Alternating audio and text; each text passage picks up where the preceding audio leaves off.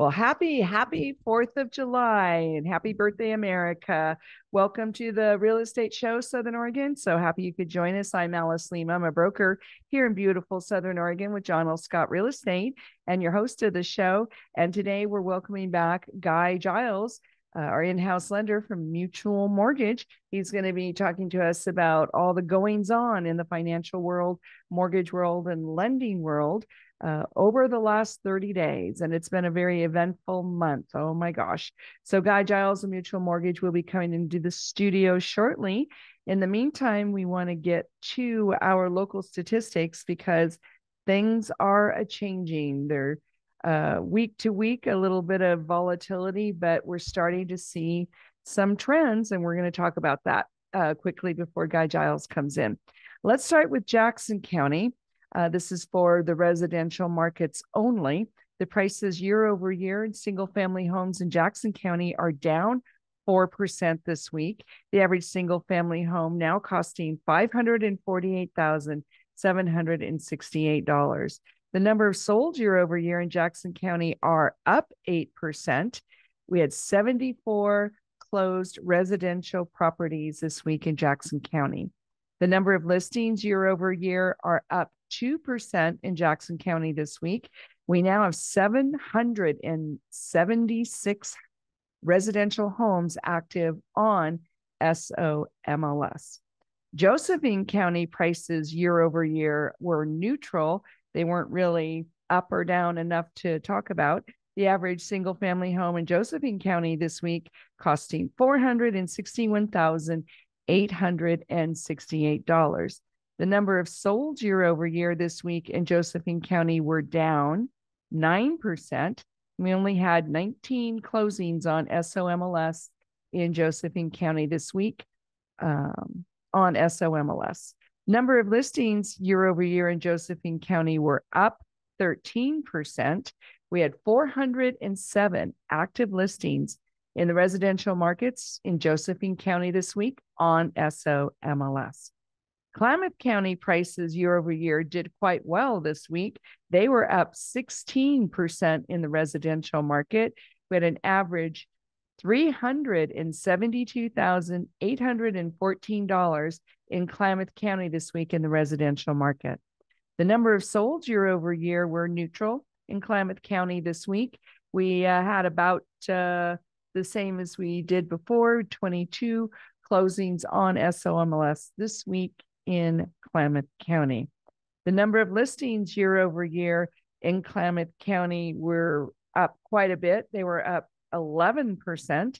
We had 310 active listings in SOMLS this week in Klamath County. Now we're starting to see increase in all three counties in listings. Thank you, sellers. We still need more listings, but the prices are a little all over the place. Jackson County is down. Josephine County prices are neutral this week, and Klamath County prices are up. So we'll continue to watch this carefully and see which of these trends gets some legs over time. Our little valley typically does better than the national housing average, but we still want to keep a close eye on it because it's still kind of a tumultuous market out there. In the meantime, we'd like to welcome Guy Giles of Mutual Mortgage into the studio, back to give us an update on what's going on in the lending world. Well, Guy Giles, thank you so much for coming back on the show. What a weird week. Yeah, that's just kind of an understatement as far as that. What a weird month. I don't even know where you want to start, dude, but it's all yours. I think I'd like to start over in 2020. But that said, I honestly don't know really where to start. There's been a lot going on. As far as from my world goes, we just get mixed signals every day. It's like dating this person that's pretty insane, and you just don't know what you're going to walk into every time. That's how I feel with the feds. It's just half of them are saying one thing, half of them are saying something else. I think reason is finally starting to at least creep in. And what we've been hoping for a while is that they will just jump off this unrealistic, let's go for 2% inflation. before we do anything. You know, that's the Fed target. There's just lagging indicators, mainly housing right now, which is kind of dragging us down, where you have a 12-month average and we'd have to have zero inflation or negative on that to actually make the averages hit the 2% mark. You're saying that 2% is not realistic. No, it never has been. And the fact that they even came up with that shows, that you probably should have economics in college rather than, community planning or whatever's going on up there right now. But that said, these guys have been in there for a while. They've been put in by past administrations, current administrations. And so everybody's to blame for these people that have so much control over our lives. And I do mean everybody. So we just got to try to make the best out of it. And right now, making the best out of it, I think, is if you can afford it, jumping in, because I'm just watching the houses keep going up in prices. And I know you and I disagree a little bit on that. Maybe because I'm looking at national averages and you're looking at local stuff a little bit closer. Well, and it's really seller kind of oriented, because we've got a lot of sellers that are pricing their properties like spot on, and then we've got quite a few, especially this time of year, they're just languishing because they started too high. I definitely had three this week that, I mean, I rushed out with the real estate agent on one that came out that same day. I think we're the first ones to look at it, full price offer. They got some other offer. We didn't even get accepted. And I've had three of them where they've went on the market, and I know that there's been multiple offers that same day. So I think there is something to be said about pricing it the right way, and it will sell. Mm-hmm. So we'll see if I get beat out on this last one, but I'm 1 for 2 so far. Okay. So, so I guess we'll see. But that's why it speaks so highly to have a good agent like you, Alice. I mean, frankly, you've been doing this a long time, and to have somebody like you representing them when you're out there doing it, because you have to make the right offer. You have to be firm enough with your buyers to say, look, I've been around this. If you want to go look at a house for a while, we can do that. Or if you want to buy a house, we can do that also. And just having that solid advice and knowing and being around long enough to be confident in saying that to them. You're not trying to just close a deal. You're trying to do what they hired you to do, which is find them a house. And everybody'd love to get 80,000 under, but rely on your good real estate agent is my Yeah. advice. Well, and the lending world is pretty topsy-turvy right now. How are you doing with closing costs and buying down points and things like that? How's all Oh, that working out? I can tell you, I've always been more a proponent of just buying down a rate if you want to a little bit, as opposed to the buy downs. And I'm not saying they're bad. I'm not saying that I even I even was against them when they came out, but I have kind of a icky test, and there was just something that felt weird about those. And literally, the people that did them when they first started, they're on their second adjustment now, so they're actually paying 1% higher than the people that I locked in with a permanent buy down. Well, and I think we're going to have to back up just a little bit, because not everybody understands what those quote unquote buy down programs were. Yeah, and So, yeah. and I guess I because I do this every day, that's I get anyway. I shouldn't do acronyms or anything, but basically there are buy downs where you could have the seller pay and you get a couple percent lower the first year, maybe 1% lower the second year, and then by the third year, you're where the rates would have actually been. It's a cool program when rates go down. And, say they had gone down, to be fair, when we all thought they were going to go down, you know, if they'd have gone down, the fees that the seller paid to buy down that rate, whatever wasn't used, the way these things are set up, whatever is not used is all they're doing is prepaying your interest for you. So they're Oh, paying the interest, for the next 3 years or 2.5 years, depending on the buy down. And whatever wasn't used, you could actually get as cash back, if you refinanced. Unfortunately, the rates have not come down. And Mm-hmm. like I said, it wasn't because I had a crystal ball and thought they wouldn't come down. It was just because I'd already lived through the option arms, and I sat across the desk from so many people that were disappointed that tried to do the right thing. And I didn't want to have to do that this time around. Again, I wasn't completely against them, but rates haven't come down. I was more a proponent of let's just have the sellers buy your, give you a point, give you a point and a half, and just permanently buy down your rate. And now those guys are sitting probably in the mid fives, and it didn't look that great then, but it looks really good right now. So Interesting. anyway, I maybe I lucked out as much as anything, but I had a couple of gals that really taught me well when I got into business as far as being, just looking out for the client and not just doing it to get the deal done. So, but anyway, I had not sure how I got off on that tangent. Well, we're talking about the buy downs because I think a lot of people I got 3 text messages this week saying their interest rate had just been adjusted up to 8%. Oh, I bet. And I didn't even know they had that kind of a loan. And now like um can people refinance right now? And we only have 20 seconds before we have to take a break, but You can. I mean, you can take a look and see there shouldn't be any pricing hits for you. So I mean, it's maybe worth looking at. I'm still hopeful rates go down. I know we don't have a ton of time. Maybe we can pick that up afterwards. But okay, well, let's talk about that after the break. We're talking to Guy Giles, Mutual Mortgage, one of our favorite sponsors. Actually, all 3 of our sponsors are our favorites.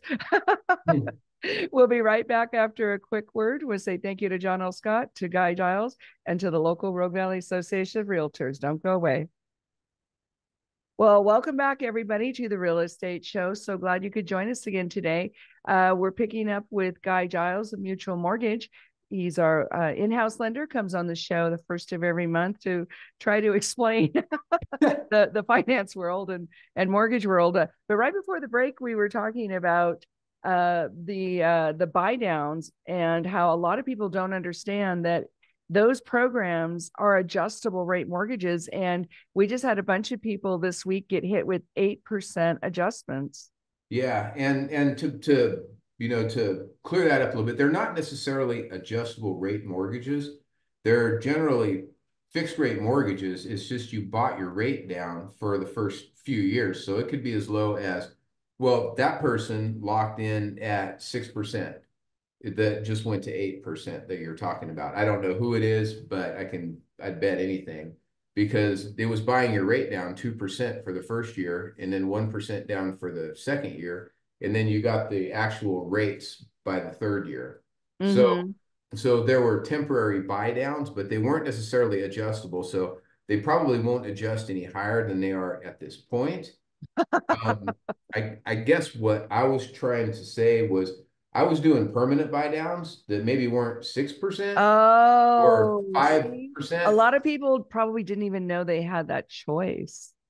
No, they A they probably permanent did. buy down. I think that's what we all thought was it was a permanent buy down. But I interrupted Yeah. you. Please No, no, continue. no, no. And we're the ones that are supposed to be the experts telling you about these things, not just giving some teaser rate. So I Mm-hmm. lost a couple good agents over it that were just newer and they were sold out on these things. And I don't want to act like I'm the smartest guy in the world and I'm, saving puppies and people, a ton of money. But at the end of the day, I've been doing this for a while and I got lucky by doing it the way that I did it because I thought rates were going to go down too. So I don't have blame for the people that did them. They were trying to do what they thought was right, which was get somebody in the house. And it just turned out that my way worked out a little bit better. But not because I'm super smart, just because I lived through this stuff before. Mm-hmm. But Mm-hmm. I'm still hopeful that some lower rates are on the way. There's just been fractures in a lot of the economic news. And the closer, we get to the election, I believe, people want to know the truth and it's going to come out. And some numbers have just been faked. And I'm not blaming that on either party. I'm not blaming, they've been cooking the numbers for a long, long time. So it's nothing really new. But I'm hoping in this new day and age where we can get we can get news from other places than just the typical ones we used to, that there'll be enough of that come out where it'll force some people to be, a little bit more accurate. And I'm not saying NBC's lying about the news. It's the numbers that are coming out. It's just they Yeah, keep it's the the way they're adjustments in reporting there. them and then they adjust Yeah. them. They adjust them So posthumously. So, but yeah, going back, I want to just wrap up on the buy down. It's not an adjustable rate, but also a lot of people thought they were getting a permanent buy down of their interest rate. And so when the rate went up, I mean, some people are really struggling to make their mortgage now. So what are the options in this situation? Let's say somebody calls you up and says they're in this program, they didn't understand it. What kind of advice can you give them? I would say honestly, get me a mortgage statement. Let me just take a look at where you are. We should not have price hits for, just what we call a rate and term refinance. So there's a good chance that we could refinance you a little bit lower than what you were at. So I mean, it's going to be on a case by case basis, but I have a list here of about 60 people that want to refi at some point. Not just that did buy downs, but just people that I know that bought when they were a little bit higher and are ready to refinance. So, come, let's talk. I have different triggers that are going to trigger different ones, meaning as the rates drop down where it makes sense for people, I've compiled a list of everybody. So if you can get in and talk to me, we can take a look and see at what point it makes the most sense. Or if it's right now, if you're really struggling, we can take a look and try to find an option for you. So So can you go through that process if you purchased the home 12 months ago, 18 months ago? Are there time time periods you have to wait? no, it's Oh, that's illegal good. to have that was one good thing that came out of Dodd-Frank. And I've always said they crashed it, so it's only fitting that they're the ones that fixed it. But that was one of the good things that came out of their legislation was no prepayment penalties. Uh, Uh-huh. so you have no legal reason why you can. It's just a mathematical thing at that point. Does it make sense or does it not make sense? And Mm-hmm. that's what I can help you determine. You don't have to figure that all out on your own. So how much would it cost? Let's say you had one of these non-permanent buy down rates and it adjusted up to 8, like these 3 people that notified me. Mhm. What is it going to cost to permanently buy that down? And would you be able to buy it down to 6, Well, I 5? mean, everything's possible. You could buy it down to 2, but it's like you Really? give me one of your children for that because it would be expensive. And what I always do, I mean, in my world, everything just comes down to math. We get emotional. It's a big purchase. It's a big commitment on the refinance. Yeah, I mean, whatever rate you want. It's a matter of what it costs you to get to that rate. So, and that's going to be FICO driven. That's going to be loan to value driven. It's going to be just like a purchase when you're looking at the 26 factors that go into quoting an accurate rate.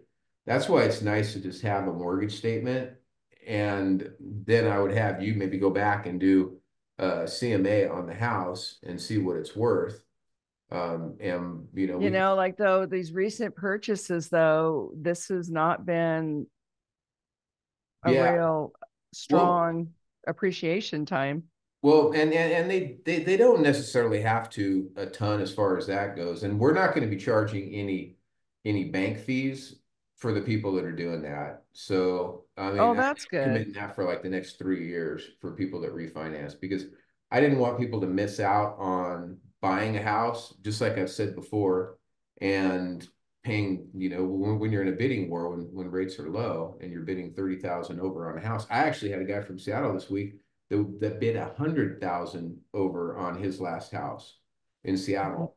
And Wow. yeah, he's moved here now. So looking at actually it was 12:30 in the morning last night when I got done with his pre-qualification because it came in late and they wanted to make an offer this morning. So I didn't look and see exactly when he originated that loan, but I would bet by looking at his payment, it was when they were really low and everybody was fighting over him. So you know, anyway, I only say that to say I've been encouraging people if they can afford it to buy now and then, you can refinance later.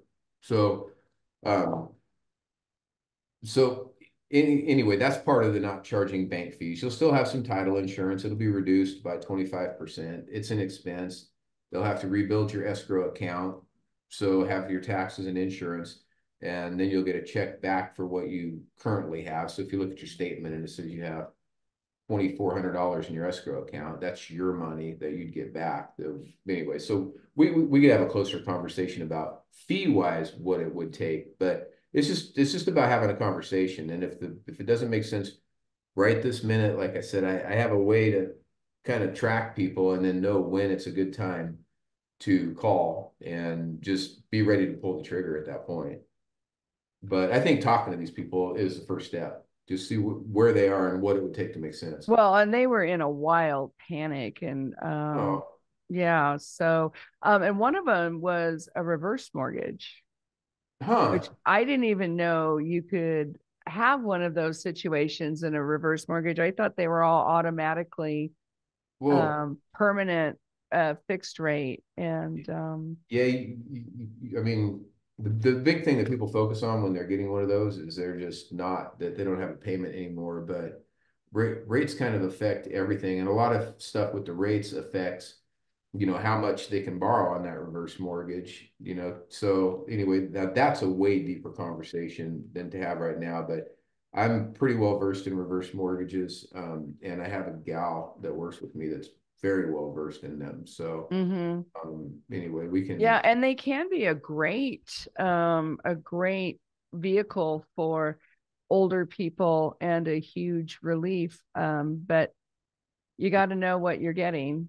Yeah, yeah. I mean, and to be fair, there's a lot of counseling that goes into those too. So I would like to hope if somebody's thinking about that and they might, I know I couldn't retain everything in a 8-hour counseling class. So maybe encourage one of your kids, one of your family members to sit in with you to write down Well, the that's things a good that you idea. might miss. I always, the more ears, the better when it comes to this Hmm. kind of stuff because they are big Yeah. decisions. But it can definitely be a great tool in the right circumstances. And that goes from me being completely against them a few years ago to I've helped some people and never been thanked like that before. Yeah. Yeah. They can be. I know we did one for one of my relatives, and it meant the difference between them dying at home and not. So, Yes. yeah. It's We're talking to Guy Giles, Mutual Mortgage, our in-house lender. Just a reminder, this episode will be repeated tomorrow, Sunday at 8 a.m. on our new radio home, the ACE 1300 AM. Well, hey, Southern Oregon, welcome back to the Real Estate Show. I'm Alice Lima. I'm a broker at John L. Scott here in beautiful Southern Oregon, and we're getting to talk to Guy Giles again today from Mutual Mortgage. So during the break, we started talking a little bit about GDP. Let's remind people what that is and why it matters. Oh yeah, it's really just boiled down. It's how much our economy is expected to grow or not grow. And it's just the gross numbers on those. So really, it got revised down from what it was supposed to be from 3% growth to about 1.7%.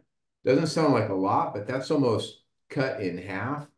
That should speak to either a little bit of a recession or at least some kind of a slowdown because that helps mortgage rates. It really depends on where people are putting their money. Are they putting them into shorter term stuff? And if you have a good gross domestic product or GDP, then you have an expanding economy. People are investing in the stock market. If it's slowing down a little bit or people are a little bit more scared, especially people that are heading into retirement or different things, they might want an asset that's a little safer in the long run. So then people will invest in mortgage-backed securities, in treasuries, bonds, things like that. So whatever we can do to get people to invest in some of the longer term stuff, that should bode well for home loan rates. So that's kind of why we watch, those numbers and having the estimations cut by that much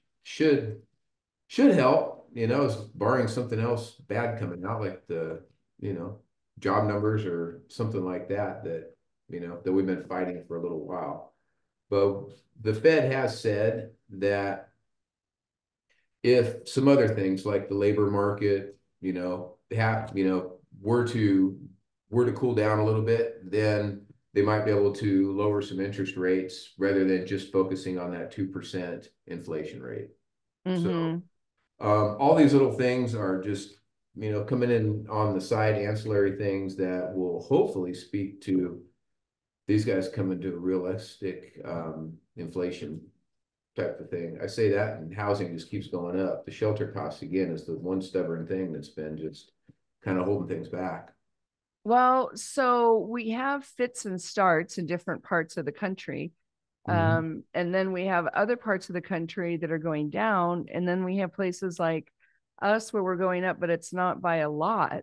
Um, No, so for the rest of 2024, they're starting to come out with the second half of 2024 projections. What do you see happening in Southern Oregon specifically? I don't think there's enough houses. I mean, Yeah, yeah, we still have an inventory problem, don't we? yeah. So how do you cure the appreciation thing? I mean, it went crazy in California forever, and it took a pretty big crash for that stuff to start going down. I think that we're still buffered in this area, and I mean I watched it in 2009 where Jacksonville and Ashland seemed to be a little buffered from what was happening even in the outskirts here, and I see the whole area being kind of buffered. I mean, I'm rooting for the little guy or girl, to be able to buy a house. So I would love to see them come down a little bit, but I think the only thing in the near future that could help this thing would be some home loan rates going down. Mm-hmm. So, Mm-hmm. I am starting to see a lot more people come to me and talk to me about refinance. So, like I said, I'd love to talk to your people to see if it makes sense. But I've done 3 or 4 refinances in the last week, and Have you really? there was probably 8 or 9 months that I didn't even see a refinance. So I think people are, they do have good appreciation in their house, and I hate for them to use it as an ATM, but in the right circumstances, um, yeah, I think it's good to come do a mortgage check. I'm not going to try to sell you on a mortgage if it does not make sense. Uh-huh. So, in these situations, if you don't mind my asking, were they getting a lower interest rate? Were they cashing out? How Cash. long had they had their properties? So I think the very last one I did was 2012. So he probably bought about the right time. Uh, Oh, yeah. Wow. other people haven't had them that long. They're not necessarily the ones that I've seen in the last week have not. It's been cash out refinances to try to just put your debt stuff in order. I have one guy pulling money out so you can open a restaurant. So I mean, there is Wow. a variety of reasons that people do it. You don't necessarily have to be in financial trouble to do it, but there's a lot of people with a lot of equity right now, probably more than any other time in Yeah. history. So if like I said, it's just on a case by case basis. But the refis that I've seen come in, I have another guy pulling some money out just so that he can invest in another property. So he's got a lot of There equity you sitting there, and go. it makes sense. That's the So ticket. yeah, it just depends. And speaking of that, we have a couple of loans for self-employed people that we're doing in-house now. I don't really know of anybody that's doing these investment programs called the DSCR loan that basically the property's qualifying for itself. So if it's paying for itself, you're not really documenting the buyer's income like you would scrutinize it normally because Wow, that's more house like a business loan. yeah, so I mean it was kind of what the stated stuff was meant to be for for people. And Mm-hmm. again, none of these programs are right for everybody, but this is a really good one to have in-house because I've done a few of these this year when we were brokering them out, and you lose so much control of the process. We were excited to get them.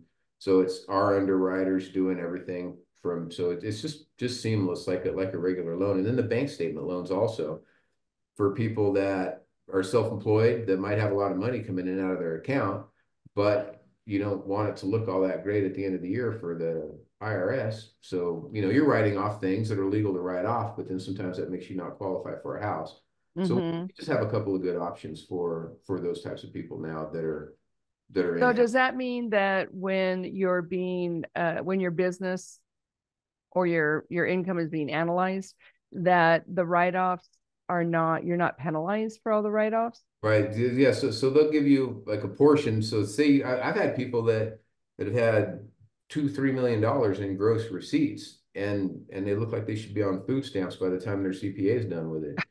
Um, but this will take just a certain amount of your deposits and then give you credit, right? I think the last one I did was like 55% of whatever's coming in. So that's $800,000 of income roundabout, Wow. that you could show to buy a house. But if you're writing off everything and again, this is what the stated loan things were supposed to be when they got started. Unfortunately, anybody with a 680 FICO score could get one before the crash without any kind of penalty. And it made a lot of people buy houses and inflated things. And so I don't think we're going back to that anytime soon, thankfully. But there are some, for the make sense ones, we do have some pretty good programs. Yeah, it's amazing the variety that Mutual Mortgage has. You also mentioned bridge loans. How do those work? So we have traditional bridge loans where you're kind of qualifying for both houses. Everybody's talked about those in the past. There's a couple sets of title insurance. So I've always found that they can be a little bit expensive. What we have now is something that's not free, but if you're selling your house, the big thing that you have to do on a bridge loan is you're qualifying for your departing residence and you're qualifying for the one that you're buying. On this bridge loan, they're actually giving you a cash offer on your house. You don't have to take that cash offer, but because it's a non-contingent offer, you only have to qualify on the house that you're going to buy. Um, they give you 120 days to sell your house. And if you don't in that amount of time, I mean, I would never suggest this for a geodesic dome on property that's, kind of an atypical property. It's kind of hard to sell. But if you have one that should sell relatively quickly, it might not be a bad option so that you can write a non-contingent offer and have yours accepted. So they'll give you, the money, sometimes within 24 hours to 48 hours. So even if you get into trouble at the end of a transaction, you can call me and we can take a look at this and see if it makes sense. But again, they're basically giving you an offer. It's not going to be quite as good as the offer that you can get on the free market, but at the end of the day, that's really where you're wanting to sell your house anyway, is on the free market. It's not Mm-hmm. it's not because you want to sell it to them, but you do have in your hand a non-contingent offer for the sale of your house. So it gives you the opportunity to go in and make an offer on that new house and then only having to qualify for the new house. Boy, So it's a lot less stressful too. Oh my yeah, God. yeah. And maybe it's just in your back pocket to do. I had a guy that got an offer. I wrote the non-contingent offer. We never even started the paperwork on this other thing, and we won't unless we get within a week or so. And it looks like something's going to go sideways on the sale of his house. We're just going to go forward with it. Just, I mean, I still have a non-contingent offer on his house, but then he doesn't have to pay any fees for doing that. Anyway, that gets a little bit deeper, and I'm just going to confuse people, which I probably tend to Well, do. and we've got to take another break. Sorry, folks. We'll be right back with Guy Giles of Mutual Mortgage. Don't go away. Well, hi again, everybody. Alice Lima, John L. Scott with the Real Estate Show, talking to Guy Giles of Mutual Mortgage. We want to say thank you to our sponsors, uh, Guy Giles, Mutual Mortgage, John L. Scott, Ashland and Medford, and the local Rogue Valley Association of Realtors. We appreciate your support, bringing the show to the airwaves every week. So, Guy, one of the things we wanted to chat about are FICO scores. What do you got to say about that? Well, it's important to do whatever you can. I don't want to go super deep into it, but just a little bit of an explanation that like if you go in to get a car loan, I literally had this happen this week. and he was at 820 credit score. So he's running around thinking that his score is 820.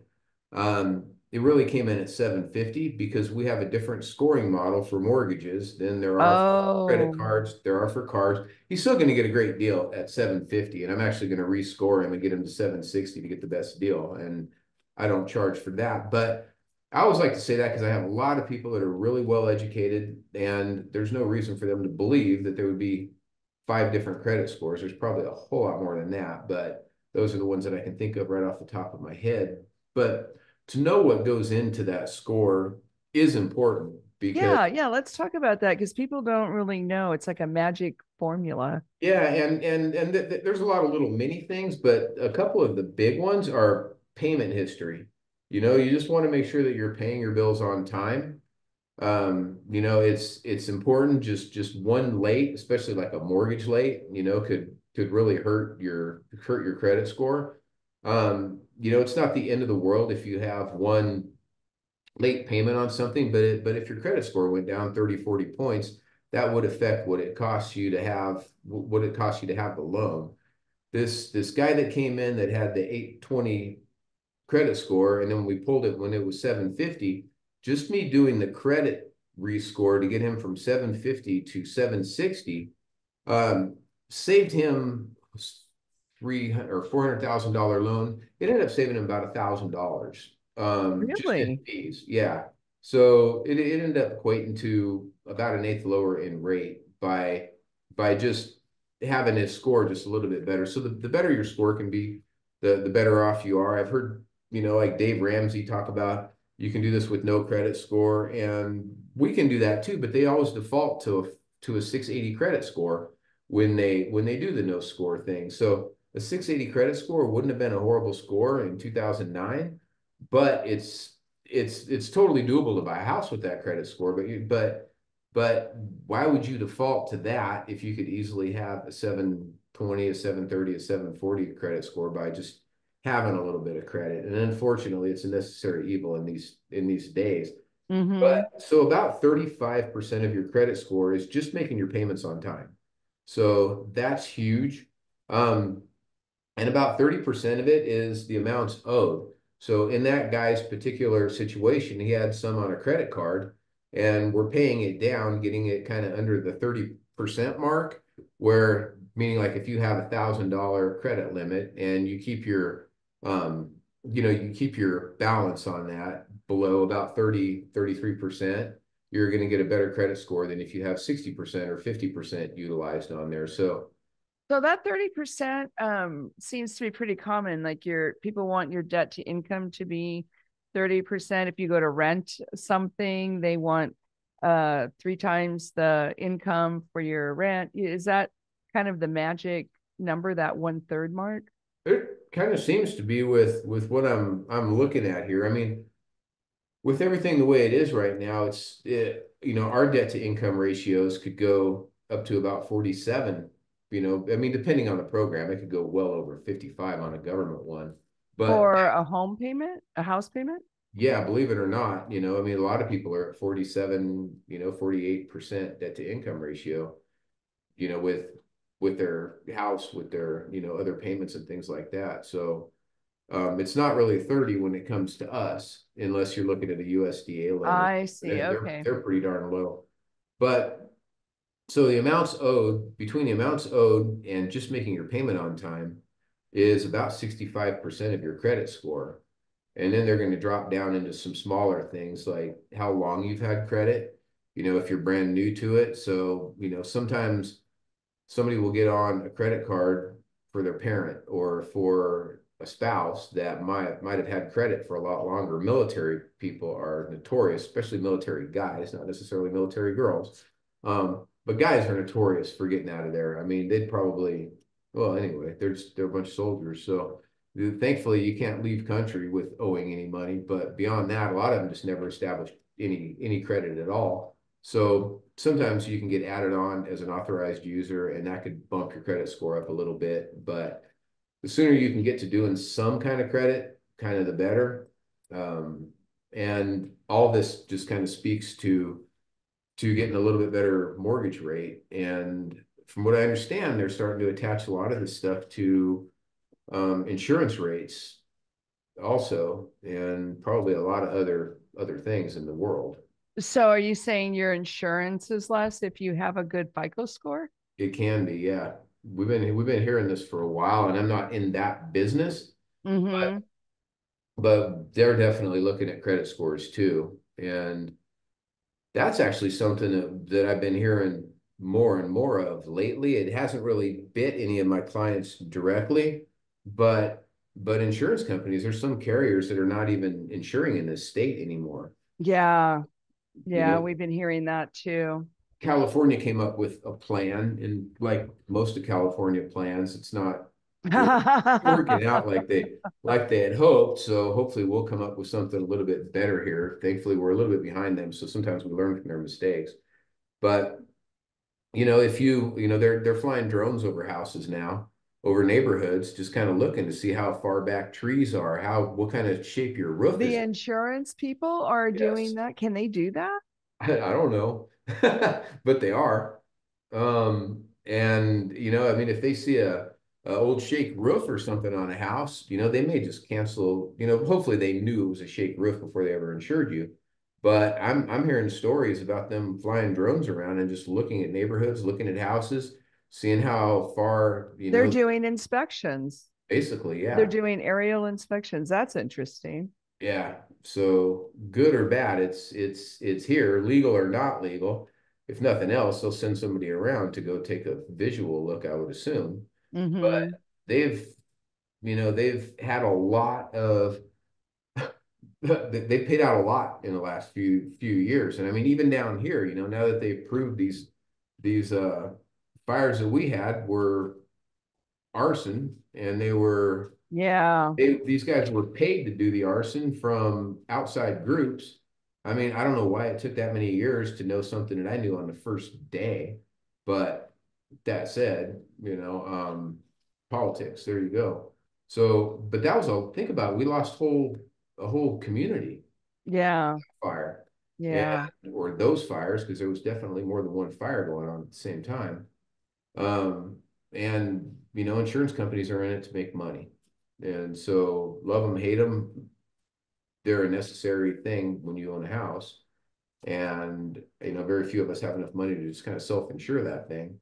So anyway, just be mindful, and if you can cut back some trees, do some things, maybe the insurance company just sends you a little letter. Hey, you know what?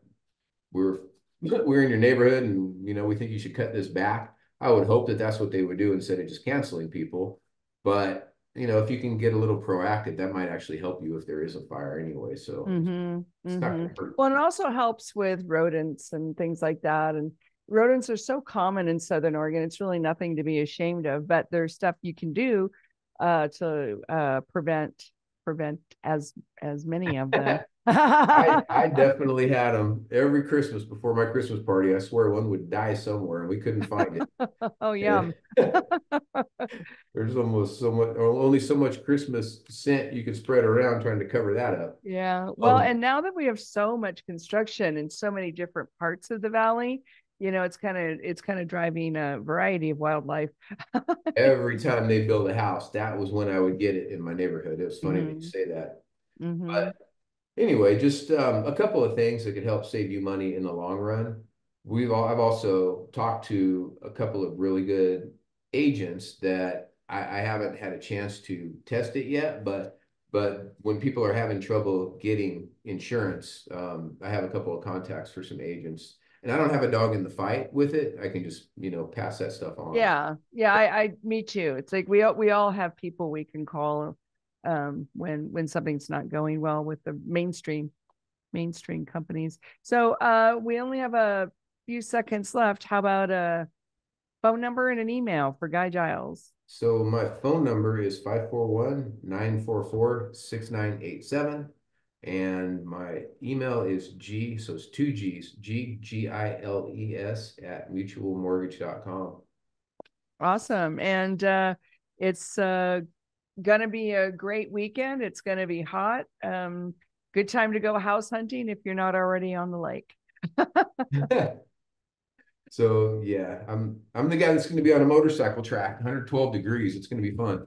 There you go. Well, we'll look forward to hearing about it next time. Thanks, Guy. Thank you.